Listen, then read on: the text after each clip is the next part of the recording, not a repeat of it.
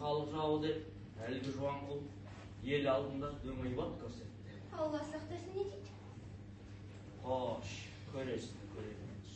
Бірақ мен Жуанқұлдан мұндай хайуандықты көрем деп ойламап едім. Жатағанға жақсылық жасасам, үйіріңнен тебеді.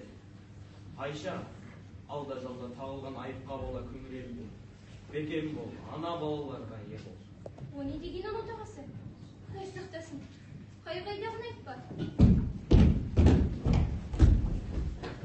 Вот, товарищ командир, осы халықтың жауы. Колхозға малын бермей тығып қойды. Атасынан қалған алтынның асылдарын бәрін тығып қойған. Солай ма? Байдың сілімтік тұқымы контра, халыққа жау, баш сарайды тексер. Ей, Жуанқұл, сен не оттап тұрсың? Кезінде сол әкем мен атамның шапағатын көрдің, үйлендірді, мал берді, исап берді. Енді не шатып тұрсың? Сен не арымсалар, халыққа көмектес. Өмірлерін ойран еттіңдер, құл етіп, күң етіп жұмсақ. Мынау тәуір шылғау болады. Мынау кішіріп, жыртылып болды. Жақсы болды. Аяғым еркін, жұмсақ жүретін болды. Бұл не істегенін қасиетсіз? Бұл атамның қала жайнамас көздері Айша, бар. жығылма аяғына. Ей, байдың қатыны! Мынауын қайсет аяғыма жармас. Иіспе ағама. Енді жетіспеген иттің күшіге күшенетін. Сол. Өкіметтің ісі болса, не қайыр? Сен бұлай астамсың ма? Көзіңе көк шыбын емелетіп, Сібірге жеткенге айдатпасам, Жуанқұл атым құрысын. Жолдас командир, бәрі түсен, ештеме таппады. Тұтқында мынаны, Совет Кеңестік Республикалары отағының төтенше бұйрығымен Бердімбет Мұртаза күнәлі деп танылсын. Және үймілгі мал жайыңыздар кіленсін. Жоқ, Таймон, жоқ, Дмитрий, жоқ, отағасы. Айша, балаларға ие бол. Жоқ.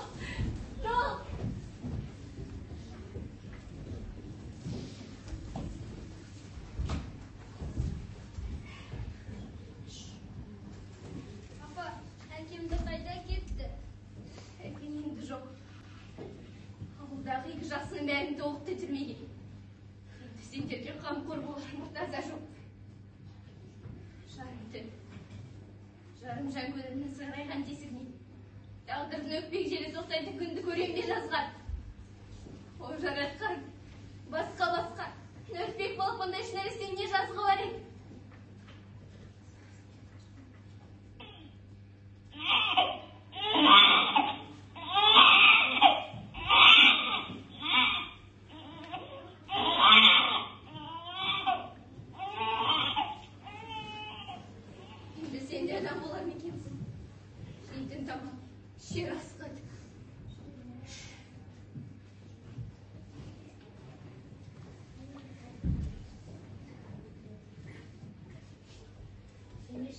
Не болды? Ағам қайда? Қандай табалып кетті? Ақыр ағама да түсті ме?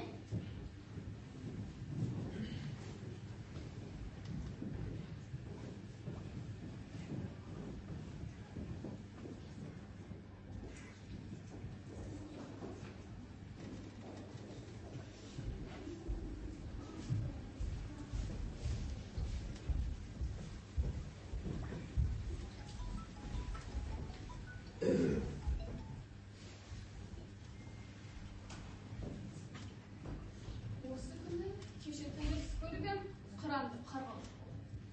Әбден сеппесін шығар. Қамқа, айналайын, қоя тұр түсінді. Айша жаным, не болып қалды? Мұртаза қайда?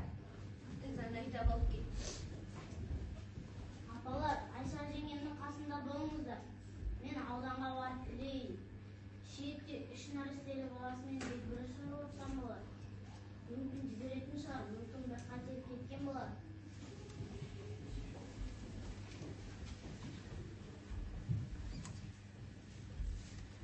Өлі, қара бұлт үйірген десек, кемде?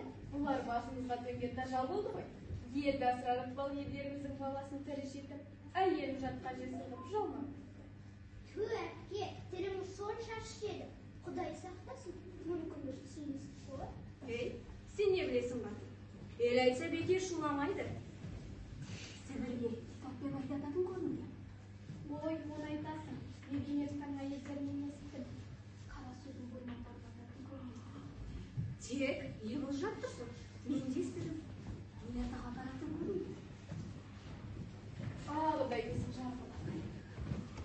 Ой, бұрмау, тыныш жүрген Мұртазада нелер бар еді кейісі. Абысын-ау, елмен бірге күресіңдер күндікті. Жетісіп жүрген ешкім жоқ.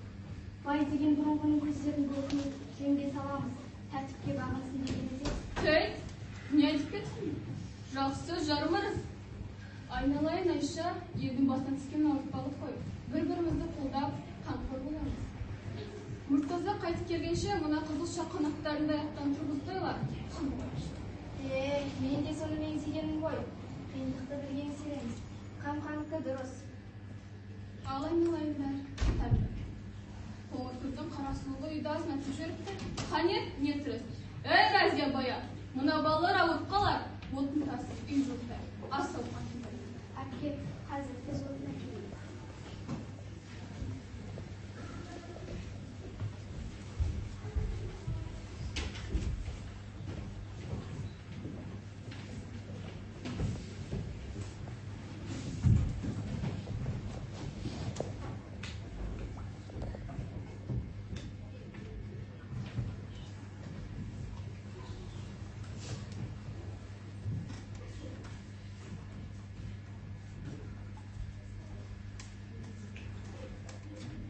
Балам, енді осы үйдің еркегі өзіңсің.